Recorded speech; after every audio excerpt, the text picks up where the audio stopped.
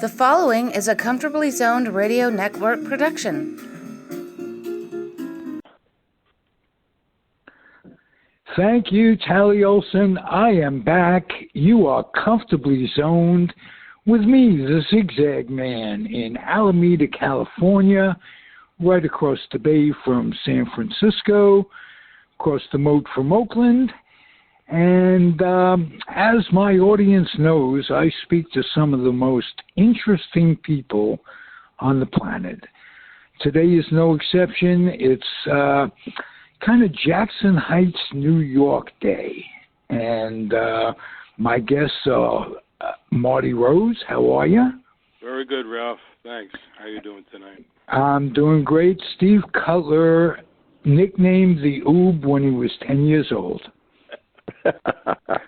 I guess that's true. All right. How are you? First time on the network, and probably your first podcast ever, huh? That's true. Okay. All right. Well, let's start with something really easy.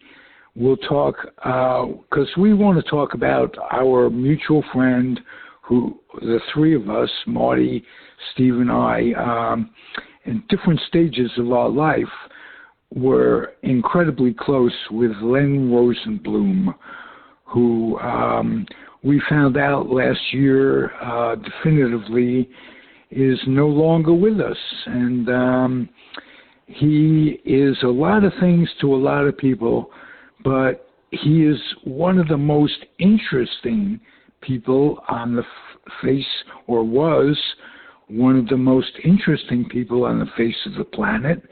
And we're going to find out why, but at first let's talk about the Hall of Fame,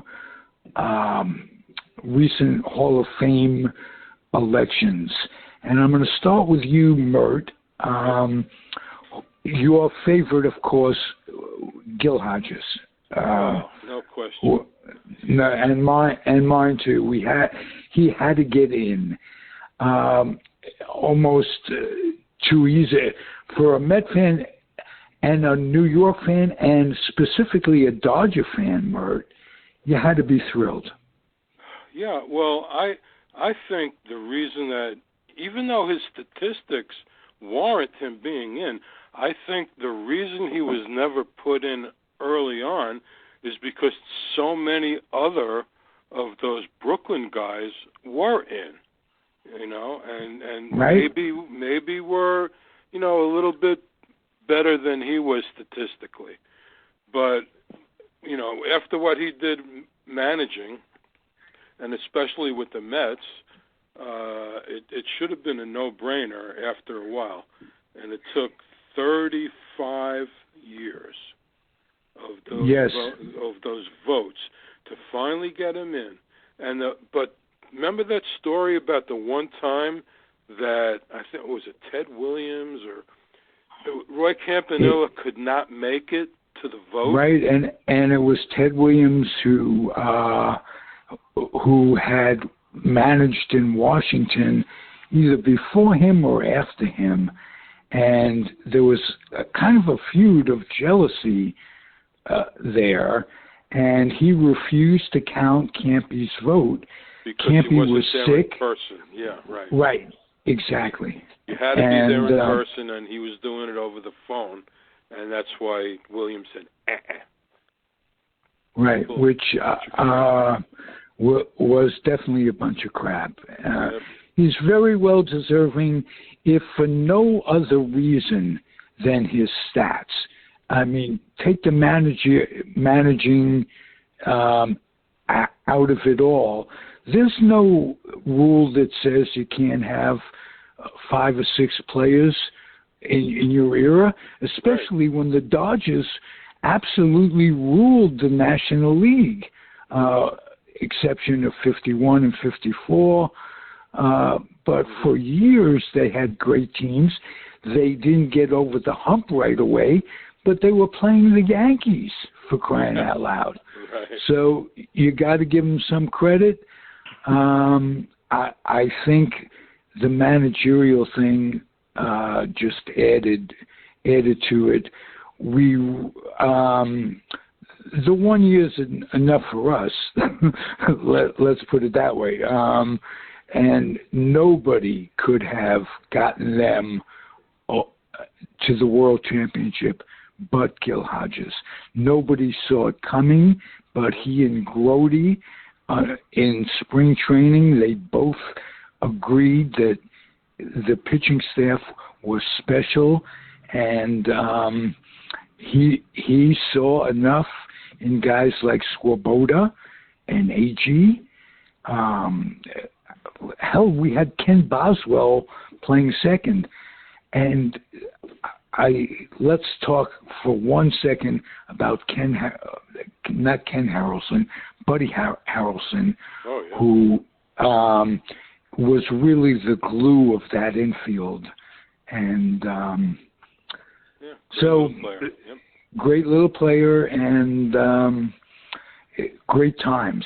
Now, Oob, who were you happy getting into the Hall of Fame? I don't pay that much attention anymore, Ralph. Okay. I'm happy Gil Hodges got in. Well, we had Minnie Minoso, Jim Catt, and Tony Oliva. Yeah, Minoso, Oliva. Yeah. Jim Cott, I don't get. I don't remember his numbers, but. Well, he had 286 wins, I believe. Well, that's close enough. Yeah, that's pretty good. Yeah, but Minoso was long deserved, that's for sure. Yeah. And Tony O was just a great hitter. Unbelievable. Yeah, I always liked him. If Cepeda is in, what with his injury and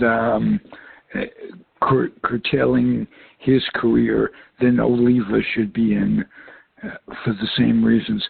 I'm glad Minosa's in. I'm glad they finally put Buck O'Neill in. Mm-hmm. That was nice. Allen missing it by one vote. Very subjective with Allen. He had a short career, but he was dominant in those years. Yeah. Oh, and Lamar. What was Lamar? Lamar Johnson, minor league manager when I was doing Tops, told me personally that there was no one. He was a teammate of Allen's when he played with the White Sox. There is no one and they didn't have the statistics now. How what miles per hour leaving the bat type thing is, but no one hit the ball harder and no one had it leave the bat faster than Richie Allen. Mm-hmm. And but he was a character. Let's face it. He was not going to succumb to that bullshit old boys network type thing. And hey, if you're a rebel, sometimes you pay the price. And my thing is, these guys should get it while they're alive. Yeah. Giving it to Buck O'Neill after he's dead, after they screwed him out of it 4 or 5 years ago, he should have had it. And they definitely a well-deserving guy, a pioneer, first coach in the majors, a great Hall of Fame candidate from his statistics in the Negro Leagues, which they've now incorporated into the big league record book somehow. And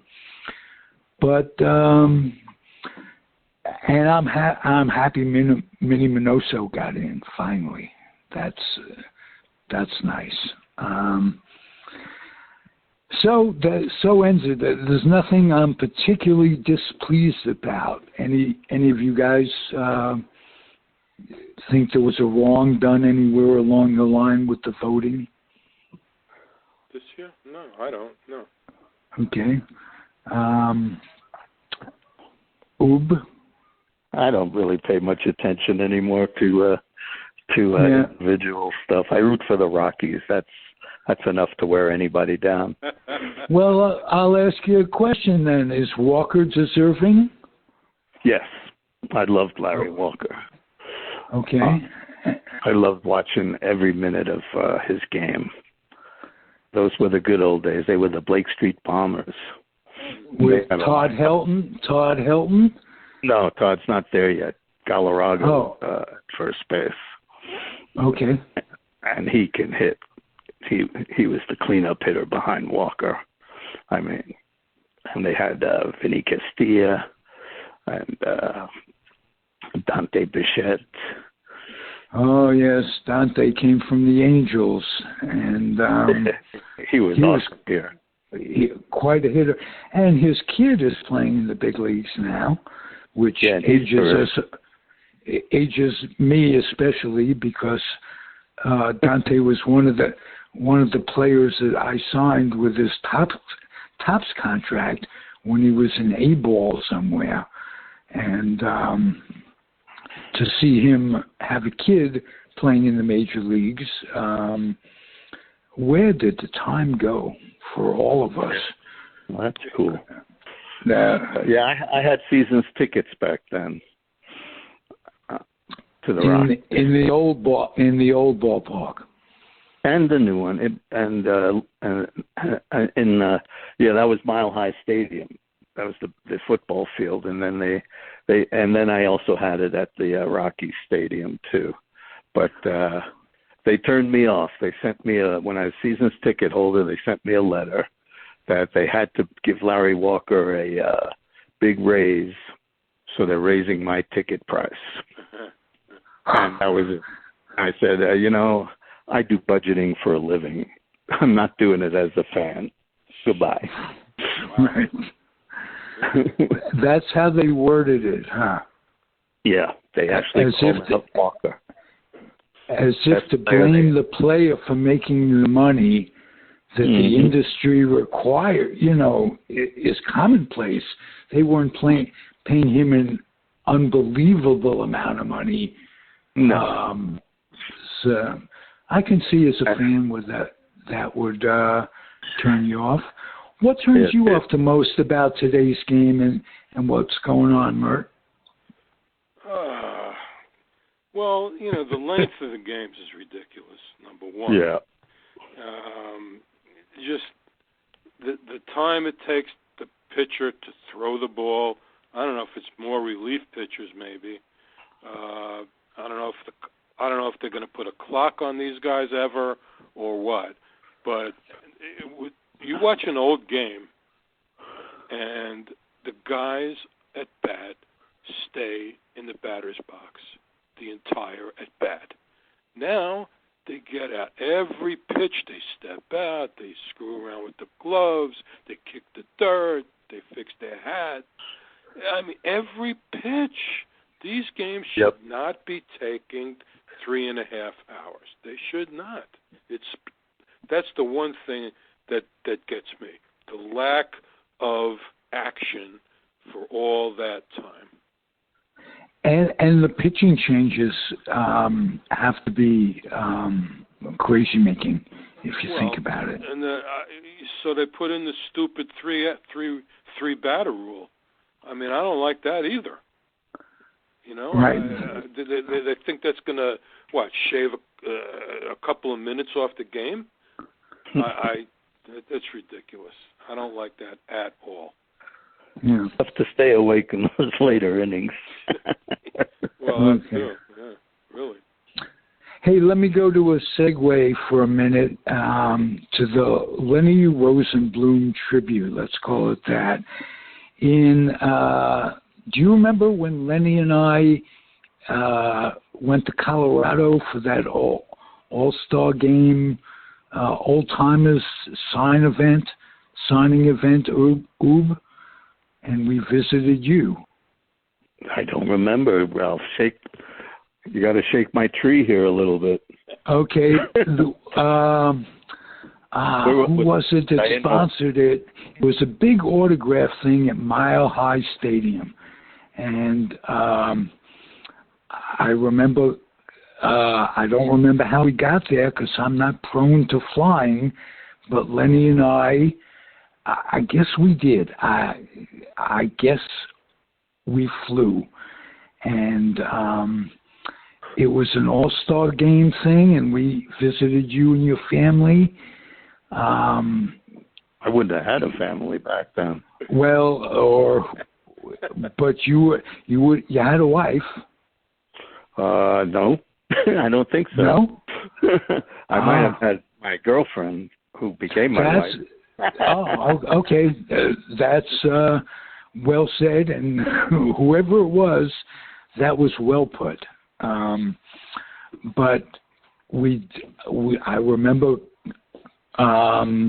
spending some time with you there, and we went to an all-star old-timers event where the fans would go on the field, and it was sprinkled with greats. I mean, there were like 40, 50 guys that were just wandering around, and you go up to them for autographs, and it was a great event. But I didn't go with you, did I? I don't remember. I don't think you did. I don't remember. I would remember the autographs. Yeah, and did you stay at that my house? is. I don't remember that. Do you remember if it was a house or an apartment? I don't remember that either. But I remember we went specifically for that game and to see you. Mm. So, but with that in mind, let's start with Marty. Because we're not getting too far in our memories. I got a lot of stuff, Ralph. I got a lot of stuff. We'll go back all the way to the beginning, okay? We can do that. When we were, I don't know if it was junior high school, I don't even remember. It was a long time ago. We used to watch the hockey games on Saturday night together in his apartment. There's only 6 teams back then. It seemed like every Saturday they were playing in Montreal. It just seemed that. I don't know. But we used to go to the games together too. His brother had season's tickets in the first row of the side balcony in the old garden. And if you remember, we used to use our GO tickets from school, and you could get the hockey tickets for 50 cents for the side 50 cents for the side balcony. The only problem in the old garden was you couldn't see half the ice unless you stood up. If you were in the first row, you could lean over and you could see the whole ice. If you were in the second row or any further back, you had to stand the whole game. So for 50 cents, you stood the whole game. It wasn't that terrible, you know. It wasn't that terrible. And his girlfriend, I don't know if they ever got married. Alan Rosenblum's girlfriend. Laura, right. Yeah. Right. She was a very attractive woman. And he was a good... Yeah, I think they broke up at some point. I don't know if it was they got married and got divorced or they never got married. That I really don't know. Because he was older than us. So. He was very appreciative of what we did, Mert. Finding out when we were finding out the answer for. Oh, really? Yeah. Yeah. Oh, good. And he liked what we wrote on in the Jackson Heights website, Facebook site. Uh-huh. Oh, I wish he would have gone into the conversation a little bit because he was very loyal to Lenny at the end, and it was very, very sad. But Marty will agree he was the most avid sports fan I know. I remember. Am I correct? Yeah. Lenny? Sure. Lenny. Oh, yeah. I mean, just every moment. My memory of Lenny is the 62 pennant race when the Giants beat the Dodgers. Oh, yeah. And I am looking out the way. Right, I'm on 91st Street, and I knew where Lenny was coming from, and he was dancing down the street. And I saw him from the window. Lenny, yeah, and he goes, yeah, we won it.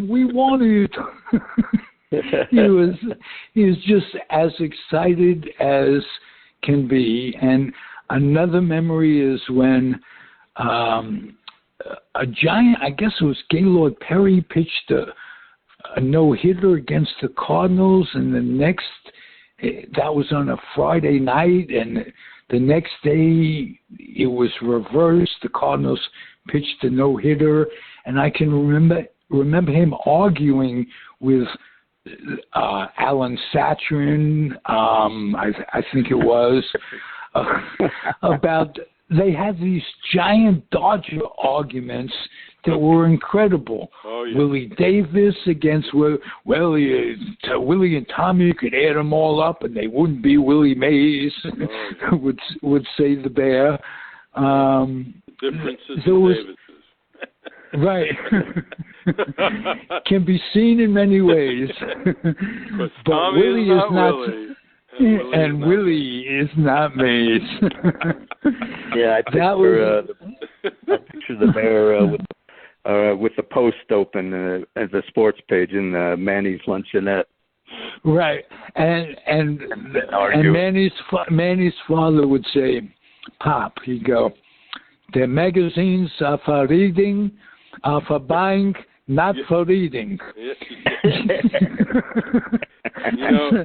And then he would go, "Yeah, I hear you." He put his arm up. He wouldn't even put his head, take his head out of the sporting news or whatever he was reading for 15 minutes at a time. You go, yeah. When I'm ready, I'll do it. He was something else.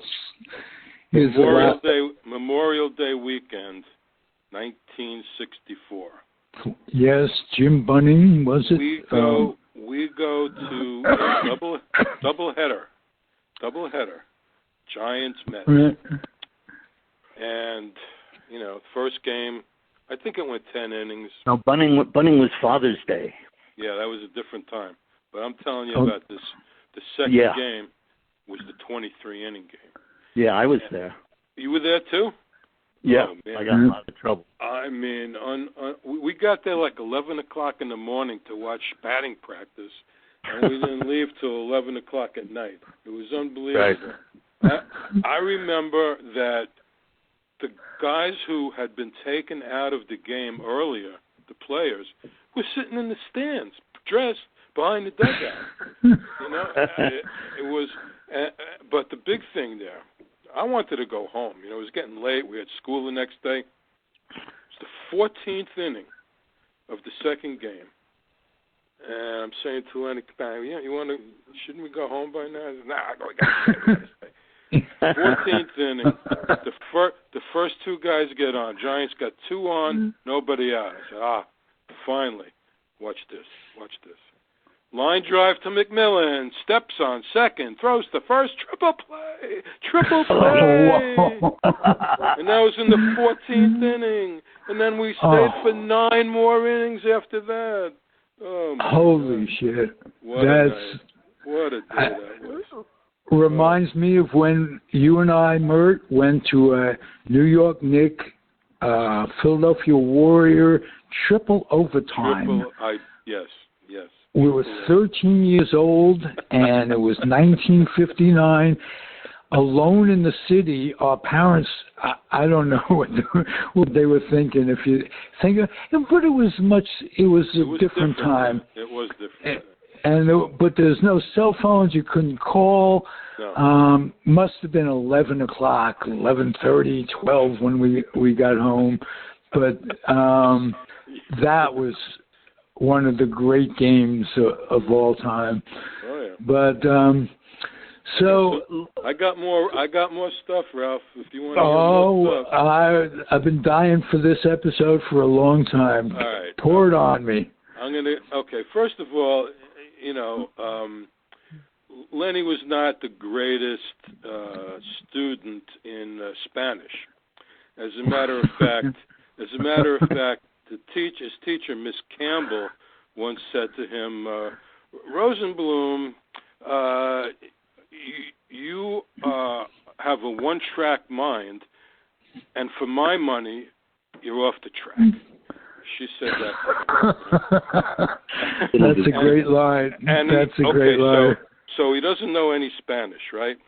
So the next thing I'm going to say is the Giants are signing autographs out of a bus window. Okay, Lenny's trying to get autographs, and he's trying to get Orlando Cepeda, and he can't get that close. And the bus is getting ready to leave. And what is he going to do? So he tries to get a little closer. He goes, Orlando, escriban su nombre, por favor. Are you kidding me? Yes, 20 in Spanish? A 20 in Spanish? Sure enough, Orlando grabs his book and signs it, Oh, that's great. That's wonderful. And we went on a trip to Canada. I don't know if he ever told you that. We went on a trip to Canada, and on the way up, we stopped at Mount Washington. Now, Mount Washington, you may not realize, has had the largest recorded wind speed in the United States. Okay, so we get up to the top there, and Lenny's glasses blow off his face over the side of the mountain. He can't see nothing. Oh, they were very thick glasses, I remember. Of the trip. He could see almost nothing. And on the way back, we're going to Cooperstown, and he still can't see anything. No, he might find his map. And I'm pretty sure that was the Willie Mays induction. Yeah. Whoa. Wow. I know we were there for that, and I guess it was 79, something like that. But yeah, that's just another story. Yeah. Unbelievable. Lenny would back up anything he said with an argument, whatever it was. You could argue, and you're wrong, Lenny, or this and that, logic. But he was an arguer, debater, and he took things seriously. And those debates were great for us learning how to communicate and what have you. But he was one of a kind. Give me a new please give me a Lenny story from your friendship with him. Okay. Well, it was because of him. He took me to the hotels to get autographs on the baseball cards against his buddy Ronnie Erster's advice. Ronnie was very against it because they had a monopoly, and he didn't want to open it up to the kids and the younger generation. They used to get the sports, Sports Magazine? Sport Magazine. They used to have those full pictures. Yeah. Oh, yeah. I went down with them one time, too. With them one time. I got Wilt Chamberlain, and I swear that if I didn't tell Wilt Chamberlain to duck going through the revolving door, I think he would have got his head chopped off. I swear. I said, Wilt, duck! And then he did. I don't know if he would have done it. I was scared there for a second, but anyway. And they would say, aren't you the kid that killed Wilt? Years later, they would have said, it was your fault. You told them not to duck. I heard about it. It would have been worse than Bartman. And then, then when you guys came down to visit me in San Antonio, didn't you? You did. Yes, I did. I don't know if there was. He did another time. He did another time, and then that weekend we drove to Houston, and his buddy Jesus Alou got us tickets to 2 of the games in the Astrodome. Hey, I just thought of something that you guys will love. The Bear and I are out in front of one of those hotels waiting for autographs. Might have been the hockey season. No, it wasn't. It had to be the baseball season, but it might have been both. And Howard Cosell, a local WINS sports guy at that time, before his real notoriety, but he was starting to get a name for himself in New York, and he'd go down for interviews. We go down for autographs. He'd go down for interviews. And the Bear says, "Howard, did you catch a Giants score?" "Yes, I did. The Giants lost 15-12 or something like that." He just gives him a bullshit score, and he finds out, the Bear does, a few minutes later, that no, that was bullshit. The Giants won, or he was lying in some way. He confronts Howard Cosell. He says, "Don't ever lie to me. I don't care about you." He's just an 17-year-old high school kid, just screaming at Howard Cosell for deceiving him about his precious Giants score. It was just amazing. I didn't know about that. I didn't know about you and Erster in that way, and that's funny because another fanatic was Ronnie. He collected autographs.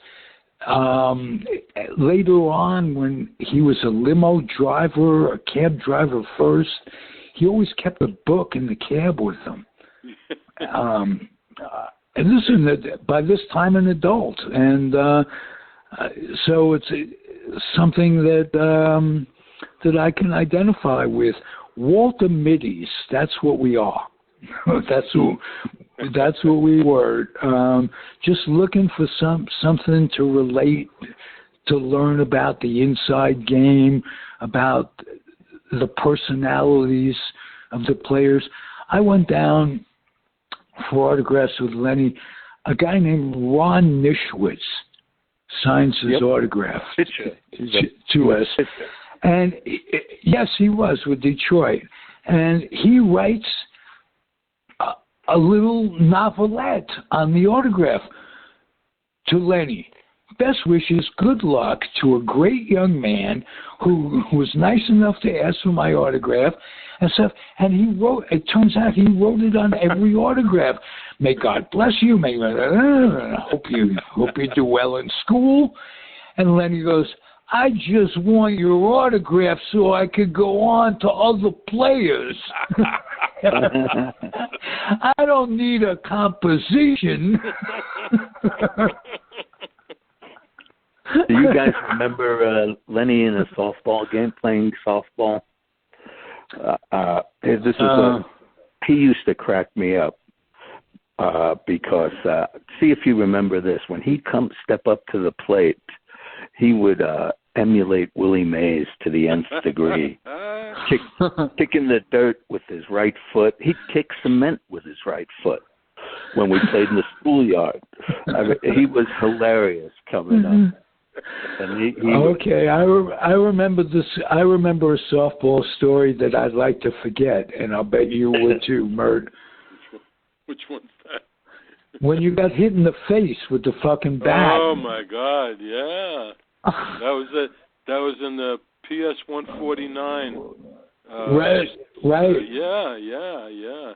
I was up next, and I wasn't standing behind the fence. And somebody threw a bat, hit me right in the head. And, whoa! I had to go to the hospital and get stitches. Yeah, I remember walking home with you that day. I also remember walking home with you from that same schoolyard. That's not our usual schoolyard, but like you say, 149, and we were listening to Rod Kniehl beat the Yankees in the first Met-Yankee exhibition game in '62. And I remember exactly where I was, and it was with you. But the getting hit in the head shit, that, I mean... I remember the parky filling out the form, you know. Right.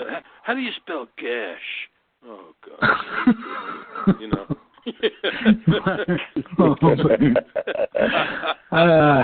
Yeah, well, you know, they did. That's the only time I ever rode in an ambulance. So, you know. Whatever. Whoa. Thank goodness for that. Yes. Yeah. Still got the little scar. Yeah. Above my right eyebrow. Yeah. A little bit. Lenny out in California, that was a big step for him. He moved out west. I think it was his happiest time, Ralph. It wasn't Colorado. He loved being in Alameda. Oh, really? I didn't. He loved going to games. Yeah, we were neighbors, and we spent a lot of time.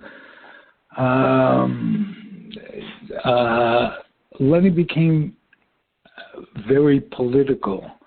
He had a very dark political side to him. I never saw it. I was not political at all back then. In fact, I wasn't until we had the last horrible president. That's the only time I paid attention. Couldn't stand it. When he was in Colorado, he did come back to New York for a visit. As a matter of fact, I don't remember the exact year, but I was at work, and you know, so the front desk called me to say, "You have a visitor." I said, "All right, okay." And there's Lenny in his cowboy hat, and he had a woman with him at the time, and you know, we chatted for a while, and it wasn't the same. You know, it just something, I don't know, something was missing. It just, you know, we talked for a while, and it was fine. But you know, that was the last time I saw him, and I think the last time I even spoke to him. So, oh boy! Yeah, that was probably the early 2000s. I mean, I'm trying to remember. I don't remember the exact year, but I know. Well, he wasn't in Colorado in the early 2000s. No? When did he was in Colorado like very late 70s, early 80s. That's it. Really? Yeah. Okay. That's it. Then I got that completely wrong. But okay. Yeah. Because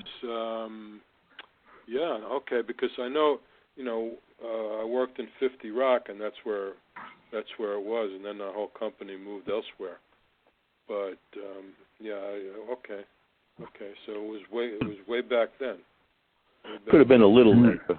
I you know, but it wasn't deep. It wasn't deep even into the 90s. Because he didn't. The house I'm in, I moved in '85, and he was already gone. Oh, okay. He never was in this house, but he stayed with me, which was an experience. Well, he was a roommate of he was a roommate of mine for a year. And let's see, when was it? Probably when I first moved out of my parents' house. Yeah, you guys were off Northern Boulevard somewhere. I had a let's see, it was in Woodside, actually. Woodside. 60-something Street. And it was me and Lenny and this other guy, Ted Hirschberger. And the three of us, actually, Barn was supposed to be with me and Ted. But that's when Barn left and went to Boston to play music up there. So we needed another person. So that's when Lenny moved in with us, and so he lived with us for a year. And then when that lease ran out, I got my own place because I could not handle what went on there for an entire year. It was ridiculous. I mean, there's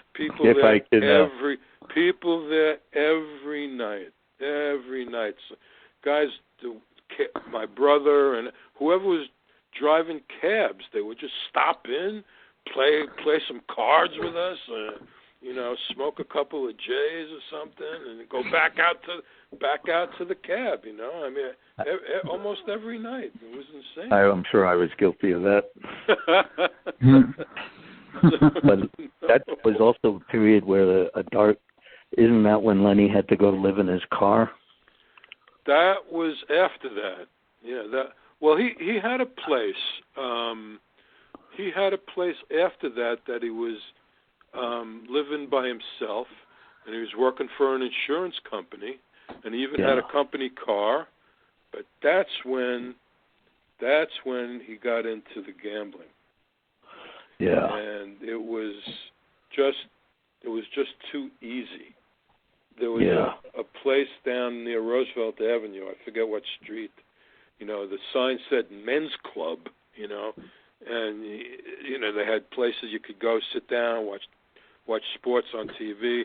But in the back, what they did in the back. And Lenny got addicted, unfortunately. Yep. And he did end up living in his car for a while. So, part of this sad story there. Well, he did spend some happier days living in California. He lived in San Francisco for a while. At the same time, I was living in San Francisco. And later when I had my child, he and his wife at the time, Elise, were nice enough to introduce him. They bought him one of these cameras that looked like a binocular, shaped like a binocular type thing, and you can take pictures. He loves that, and his passion is photography, and I think it all began with that. So I'll always have good thoughts about him for that. What can I say? I miss him. He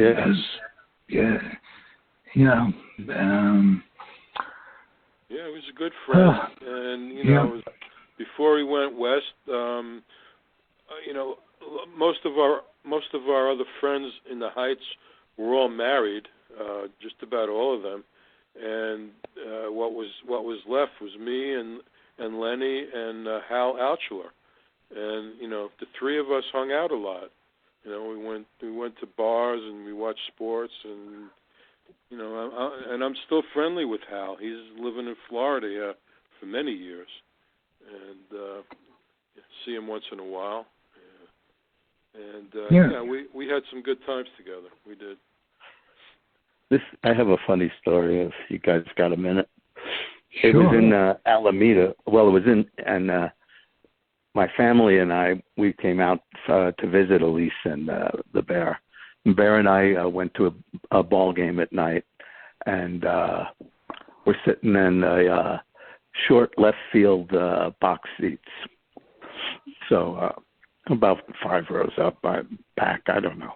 But Barry Bonds catches the last ball, and he's trotting in, and he flips the ball in our direction, and it's actually coming right to me. And I'm getting ready to catch it, and the next thing I know, I'm almost unconscious. Oh, God.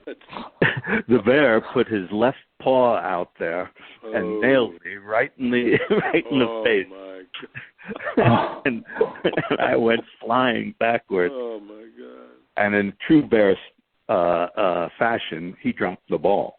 And never got it. And I was barely conscious. It took me a while to come back. It was really something.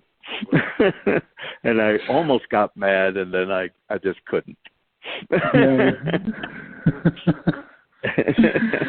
I remember him screaming at Montefusco. He'd go to games. We'd go to games. Yeah, and for some reason, he just couldn't stand Montefusco. And he'd stand up and berate Montefusco. Chili Davis, the same thing. He just, you underachieving this, that, and the other thing. The Giants were interesting teams in those years that you're talking about when he lived in Alameda. What do you think of Alameda, Ub? Well, I didn't see that much of the island. The Bears' house, let's just say we spent one night there, and then we got a motel. Oh. Oh, okay. Is this when he was living in an apartment? Or in the house? He was in. Oh, okay. Yeah. All we could think of was the Addams Family. And how. But we had to get out. It was the strangest thing. But anyway, I thought it was a nice area for him. I mean, I thought it was very comfortable there. And I thought it was good for him. And in Colorado, it never really seemed to work out for him. I think he lost Diablo the dog here. She ran away. He ran away, and he lost his job and got the job in. I think they gave him the job in San Francisco. Right. It was Aflac, if I'm not mistaken. It sounds familiar. It's the insurance company that with the duck, and he'd go around, and eventually he went from that job to a workman's comp job where he was doing the work of an attorney. So he had to be very, very knowledgeable about workman's comp. And he was doing very well at that job. Yes. And he met Elise, who was a co-worker and was, they had a marriage eventually, say what you want. And there was some animosity, and there you go. What more can I say? We've given names and everything, so I'm not going to say anything more. He was great at workman's comp. Who better to know what angles people were up to than the Bear? Right, and he was very, very, when he started this program, he lived his life in the true recovering stage. He didn't have relapses, and he couldn't understand that way of life in others. So he'd go after folks who were getting benefits and not do it. You go out with a camera, take pictures, and what have you. And he enjoyed that, and he was good at it. So it was nice to see him succeeding avocationally. Let's put it that way. And he stayed with the Gamblers Anonymous for years. Oh, the rest of his life, or the rest? He was really loyal to it. He was very loyal. That's great. Yeah. Glad to hear and he helped an awful lot of people that were fellow degenerates, if Yes. you will. And he would take no bullshit about recovery. And give him a lot of credit for that. Hey, guys, what a terrific show. It was enjoyable. Loved it, Ralph. Thanks. Okay. No, thank you for inspiring.